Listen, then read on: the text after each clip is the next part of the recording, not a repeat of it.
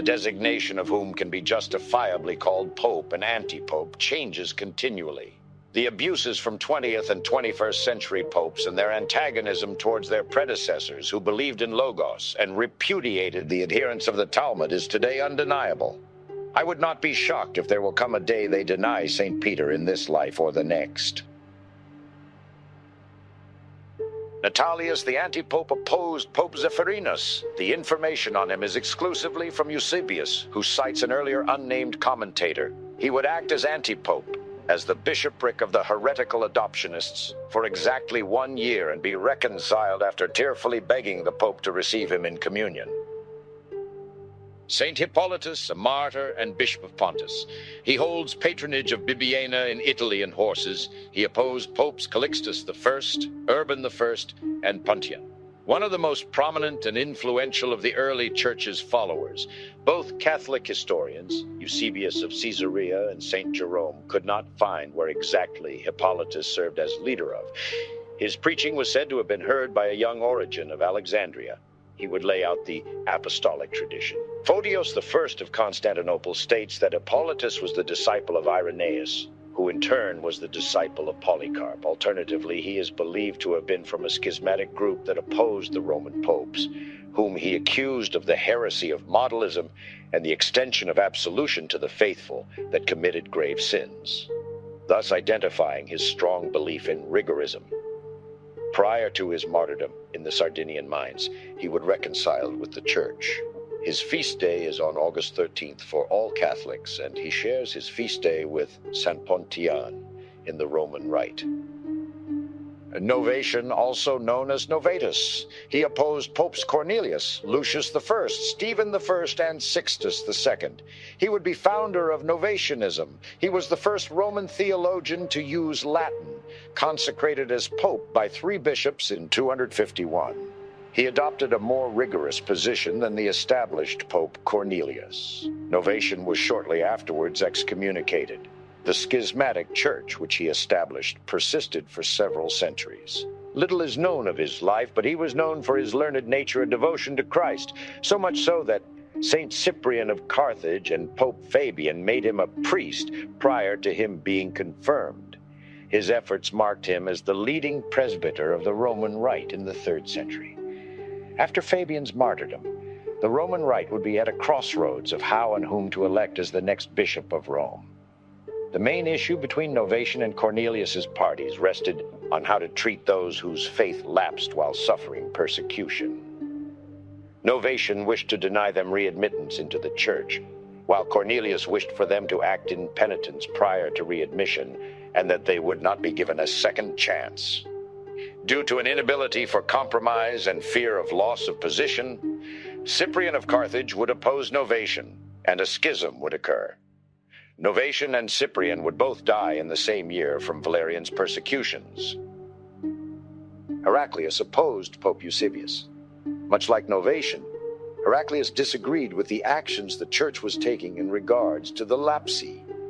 He would be elected pope by his faction, which in turn would cause such a societal disturbance that the Emperor Maxentius would exile both papal claimants to Sicily, where Eusebius would die and Heraclius would disappear into obscurity. Felix II opposed Pope Liberius and was installed by the Roman Emperor Constantius II.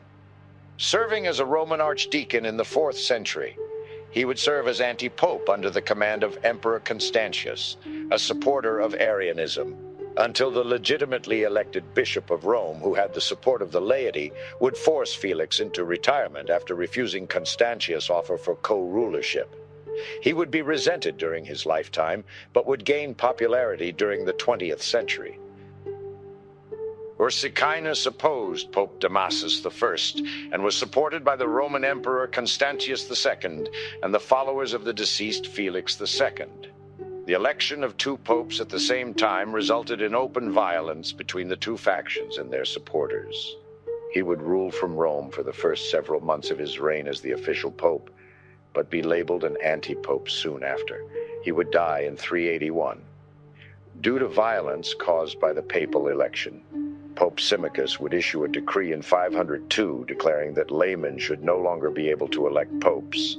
and that the right to do so should rest sole with higher clergymen. Eulalius opposed Pope Boniface I. After ignoring the emperor's order not to return to Rome on Easter Sunday, Eulalius would lose his supporters, and the emperor would officially recognize Boniface as the official pope. He would eventually become Bishop of Napeti. Laurentius opposed Pope Symmachus, and he was supported by the Eastern Roman Emperor Anastasius I Dicarus, as opposed to Pope Symmachus, who was supported by the Arian Ostrogothic king Theodoric the Great.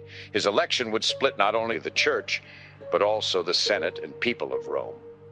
This would lead to violent confrontations between the two groups on multiple occasions.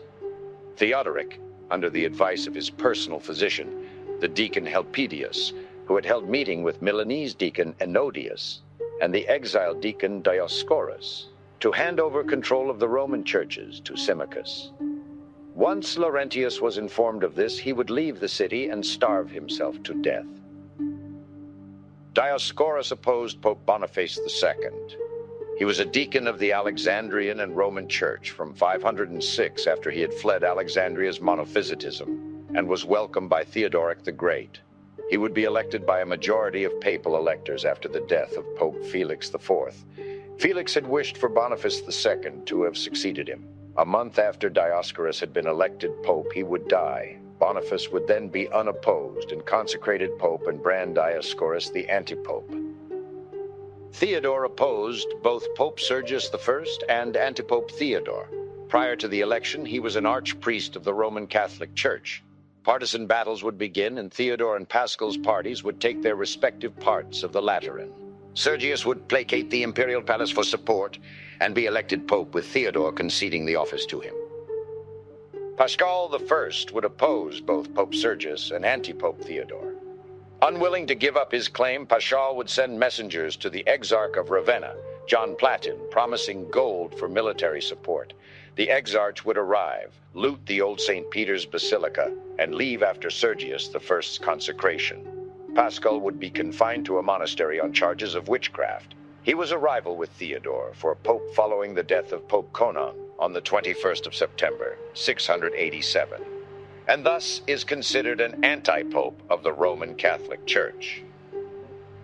Constantine II opposed Pope Stephen III and anti-Pope Philip. Born of Roman nobility, he would style himself as a Duke of Nepi. Hearing of the death of Pope Paul, Constantine would take Tuscan soldiers and peasants to the Lateran palace, in turn forcing the Bishop of Praeneste to consecrate him as a monk, then subdeacon, then deacon, thus allowing him to be consecrated as Bishop of Rome on the 5th of July, 767. The Roman people were then required to swear loyalty to him. Constantine would send several letters to Pepin the Short, king of the Franks, seeking to gain his friendship, but would be ignored. He would receive a letter from the Eastern patriarchs, other than that of Constantinople, addressed to his predecessor, which stated their loyalty in opposition to Byzantine Emperor Constantine V's enforcement of iconoclasm. He would read this letter to the Roman people and have it sent to Pepin. His opposition in Rome would seek the help of Desiderius, the king of the Lombards, who in turn would depose Constantine and attempt to replace him with Philip. Constantine and his followers would be tortured, degraded, and blinded on the orders of Pope Stephen III. A synod would be held, which would result in Constantine being further beaten, tongue torn out, excommunicated, and his acts and rulings publicly burned. He would remain in a monastery for the remainder of his life. Philip opposed Pope Stephen III and Antipope Constantine II. He would hold office for a single day. After his deposition and return to the monastery, Philip was never seen nor heard from again and died in obscurity. John VIII opposed Pope Sergius II. The people of Rome would declare Deacon John as Pope Gregory IV's successor, further seizing the Lateran palace and enthroning him there. The nobility would counter this act by ejecting John from the Lateran and place the nobly born archpriest Sergius. Sergius would save John's life by sending him to a monastery. Anastasius Bibliothecarius opposed Pope Benedict III. Part of the imperial faction of the papacy, he would lose his chance to become pope after Benedict gained control. Benedict would treat him kindly, librarian and chief archivist of the Church of Rome. He is said to have been the most learned ecclesiastic of Rome in the 9th century, noted for learning Greek from the Byzantine monks. He would often translate Greek works into Latin. He would serve Popes Nicholas I and Adrian II. In 869, he would serve the Holy Roman Emperor Louis II as envoy and matchmaker to the Eastern Roman Emperor Basil I, pairing the Frankish princess with the future Roman Emperor. Attending the Fourth Council of Constantinople, he would zealously defend the papacy. He would translate the Acts of the Council into Latin, prior to the Greek originals being lost after having been stolen. Anastasius would seek to mediate relations with the former Byzantine Patriarch and the Pope over the understanding of the Holy Ghost and the Son. Boniface VII did not directly oppose any pope and would reign between popes. Considered today as an antipope, the Catholic prelate Franco Ferrucci would claim the papal throne twice. In 974, he would flee to Constantinople with a vast treasure. Returning in 984, he would remove Pope John XIV from office. He is suspected to have put Pope Benedict VI to death. He would die under suspicious circumstances during his second term as pope. John XVI opposed Pope Gregory V. As the chaplain of Empress Theophanu, the Greek wife of Holy Roman Emperor Otto II, he would be highly influential in the court, tutoring Otto III. After Crescentius II unseated Gregory V with the support of the Byzantine Emperor Basil II, Crescentius would appoint John as Pope John XVI. A synod of Western bishops would be held at Pavia, where it would be decided that Gregory V was the rightful pope and John was to be excommunicated. Otto III would defeat Crescentius II and capture John, cutting off his nose, ears, tongue, as well as breaking his fingers and blinding him. Otto III would further degrade John by making him sit backwards on a donkey, as he would be made to ride it through the streets of Rome. At St. Nilus, the younger's plea for the mercy of his countrymen, John's life would be spared, and he would live the rest of his life in a monastery in Fulda, and die in around 1001. This event would mark the power struggle between Frankish and Eastern Roman influence over whom could become the pontiff of Rome. Due to John not being recognized by Western bishops as a legitimate pope, naming sequencings would be marked incorrectly by some historians during the Middle Ages. Gregory VI opposed Pope Benedict VIII. He would claim to be Sergius IV's rightful successor, though his faction was too small, and he was subsequently thrown out of Rome. He would seek the aid of Emperor Henry II, though he would find that Henry would follow canon law and Roman custom, leading to Gregory to be stripped of the papal insignia and told to cease acting as if he had become pope. Benedict X opposed Pope Nicholas II. Born with the name Giovanni, he would be Bishop of Velletri prior to becoming a cardinal under Pope Leo IX in 1050. He was nephew of Pope Benedict IX. He would be elected to succeed Pope Stephen IX, but was forced to flee Rome due to the rival faction that had elected Nicholas II. He would return to Rome the following year and be placed on trial, forced to read a confession, and stripped of all his titles and priesthood. He would be confined to the guest house of the Basilica of Sant'Agnese fuori le mura. After Suppus, the archpriest of St. Anastasia, would advise Pope Nicholas II to give Benedict an indulgence. Benedict would be given the post of lector. He would die during the reign of Gregory VII, where under the Pope's orders he would be buried with pontifical honors in the Basilica of St. Agnes. This election would serve as the beginning of papal election reform, removing the power of election from the lower clergy, nobility, and citizens of Rome. Benedict would be considered a legitimate pope until Pope Honorius III in the 13th century. Honorius II opposed Pope Alexander II. A Lombard from Verona, he would establish himself and his sons in the city. He would become the Bishop of Parma in 1045. Honorius would receive support from the Holy Roman Emperor Henry III, his wife, the Eastern Emperor, and the Holy Roman Emperor's son, Henry IV. Soon after the death of Pope Nicholas II, both papal claimants would excommunicate one another and war would break out. After a short and failed siege of Rome, Honorius II would withdraw back to Parma and continue acting as pope, issuing several papal bulls and apostolic letters. In 1064, at the Council of Mantua, the schism would end with a formal declaration of Alexander II being the legitimate successor of St. Peter. His successor would support Henry IV and oppose Pope Gregory VII. He would fight against Matilda of Tuscany and join the schism of Clement III. Clement III opposed Popes Gregory VII, Victor III, Urban II, and Pascal II. Guibert, the Archbishop of Ravenna, would be elected as antipope in 1080, taking the name Clement III. His movement was for the claim of monarchs having control over whom could gain ecclesiastical appointments, thus aligning himself with the Holy Roman Emperor Henry IV, who had been excommunicated by Gregory VII.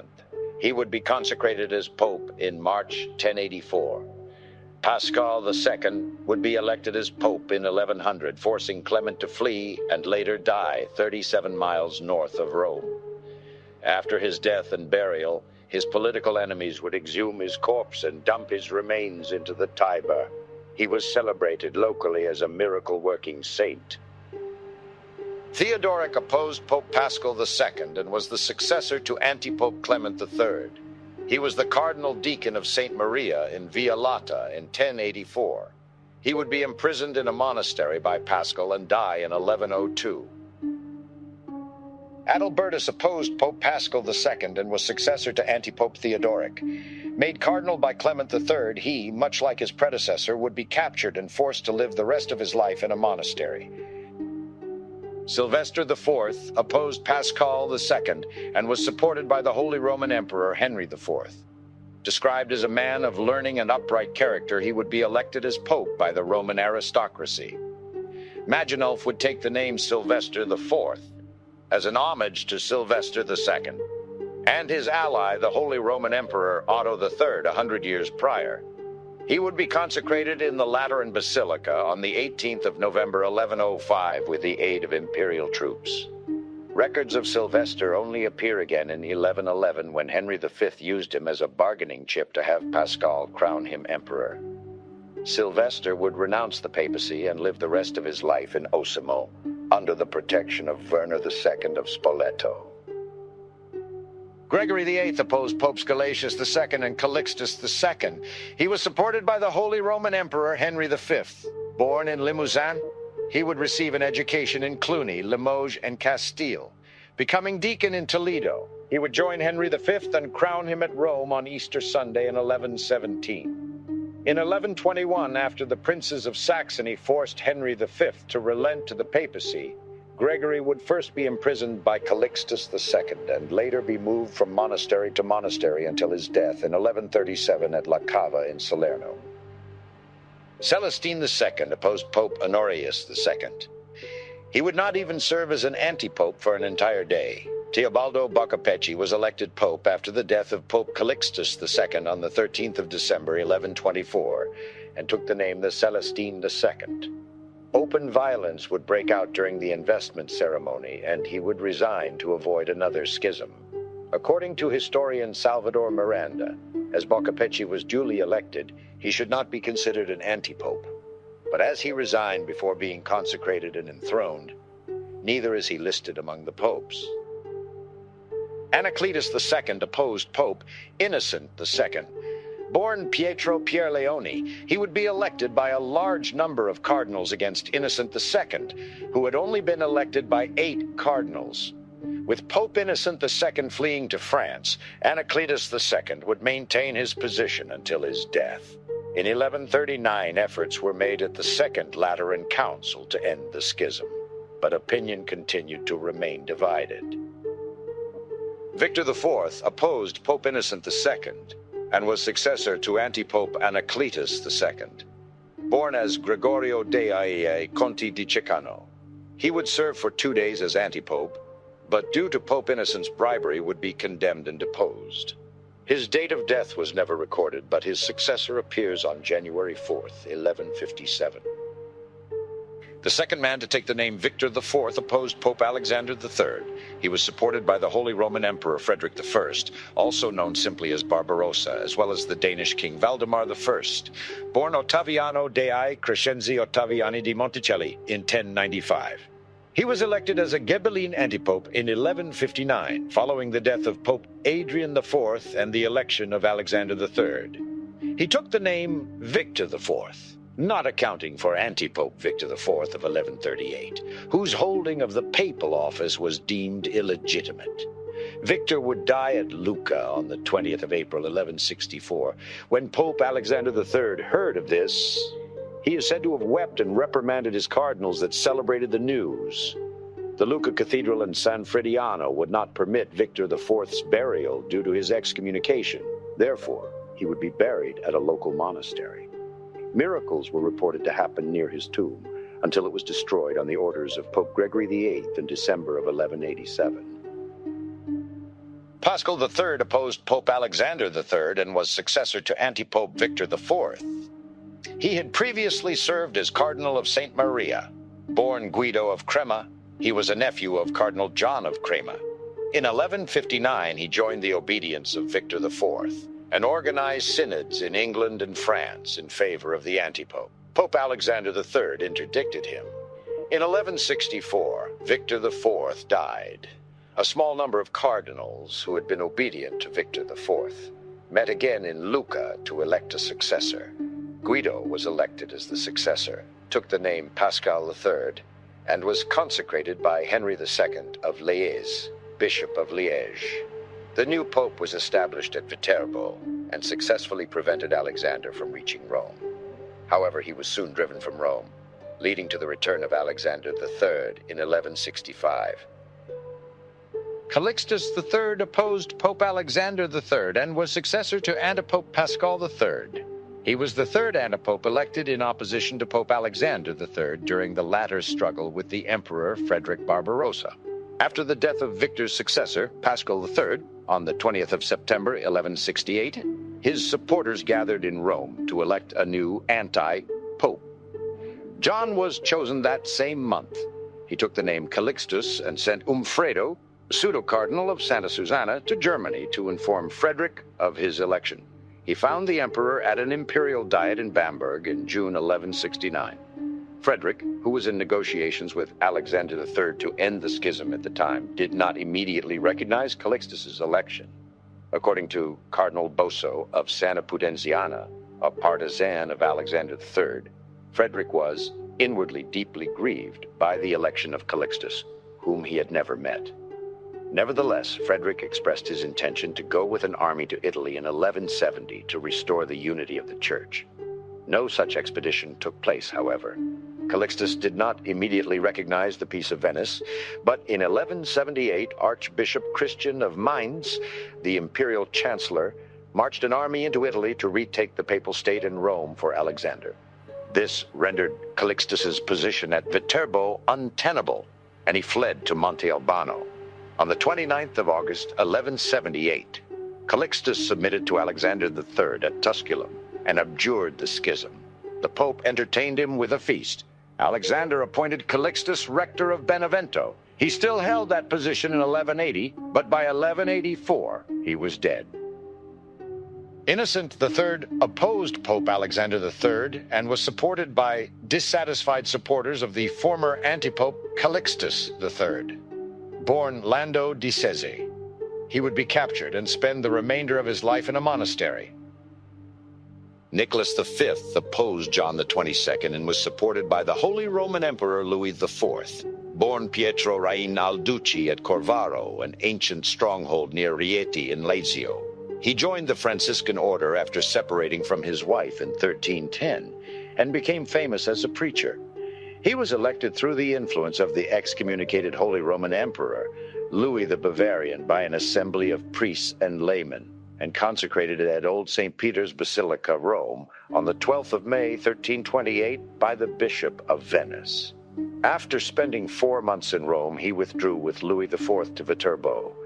But in December 1328, the papal legate Cardinal Orsini began a campaign against Viterbo and Corneto.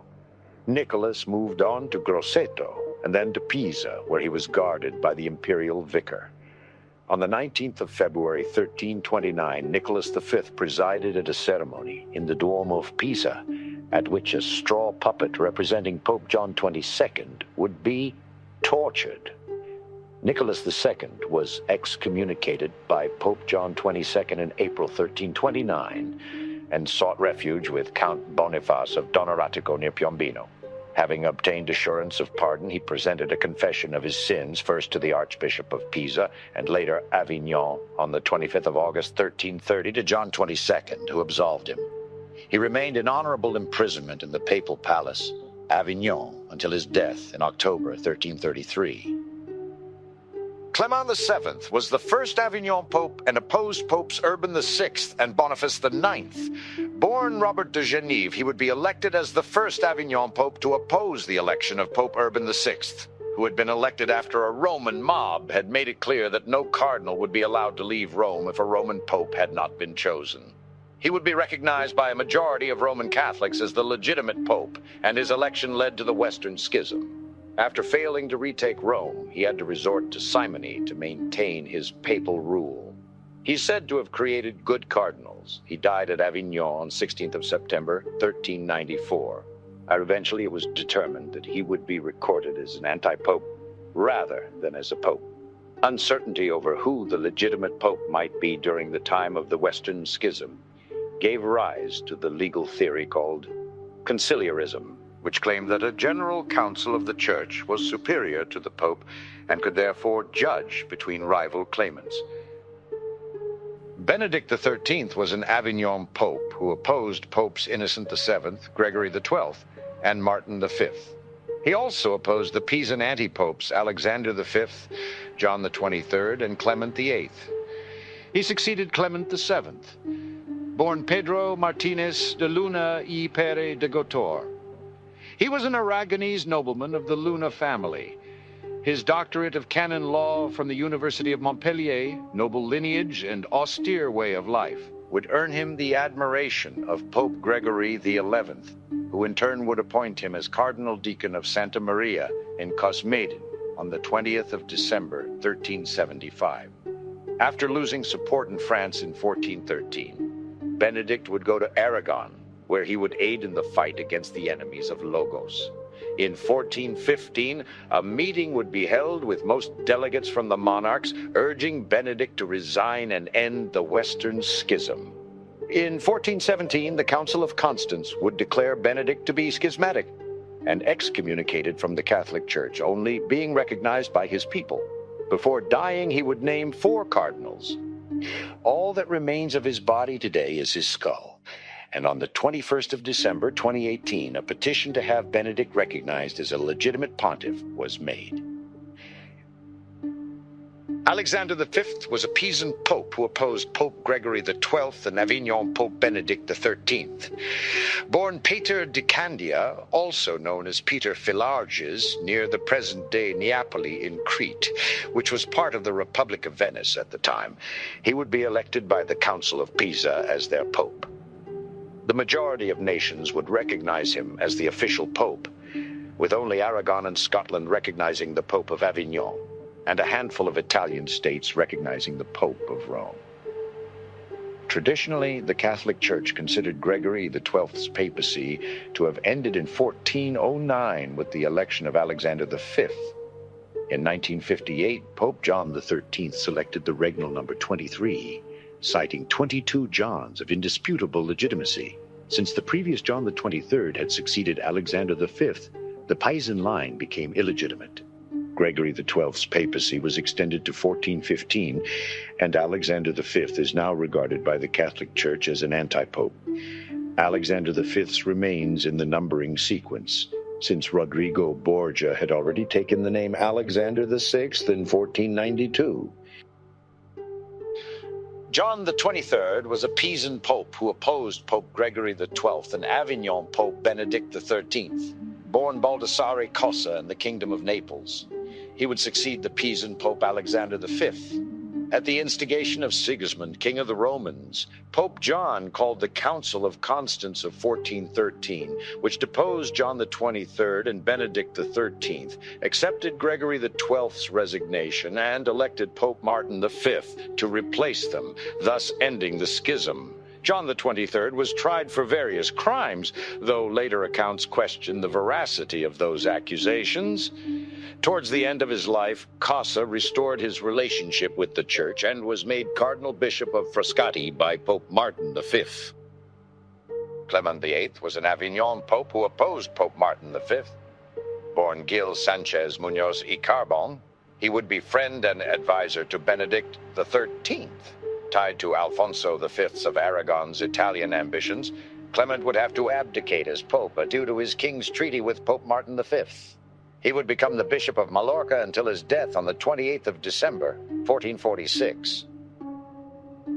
Benedict XIV claimed to be the successor of Benedict XIII and opposed Pope Martin V. Born Bernard Garnier, he would take the name Benedict XIV. Neither he nor his successor of the same name would have a large backing, as he found himself with a minority of supporters when opposing Pope Martin V and Antipope Clement VIII. After Benedict XIII's death, Jean Carrier would elect Bernard as pope. He would act as pope in hiding, with only Jean Carrier knowing his location. He would name 4 of his own cardinals. The second Benedict XIV, who also claimed successor of Benedict XIII, also opposed Martin V. Born Jean Carrier, he would elect himself as pope, and also, like Garnier, take the name of Benedict XIV. He would be imprisoned by Antipope Clement VIII and live the remainder of his life in captivity at the castle of Foix. The last of the anti-popes thus far was a man who took the name Felix V. He opposed Popes Eugene IV and Nicholas V, formerly the Count and later Duke of Savoy, giving his son the title when he became anti-pope. As ruler of Savoy, he heavily centralized Savoy and united its house. He would be elected anti-pope due to many cardinals seeing a need for a wealthy and politically powerful pope to resist other nations. Eventually, the schism would end, and both sides accepted the authority of Pope Nicholas V. He would be appointed papal legate to Savoy and die in Geneva on the 7th of January, 1451.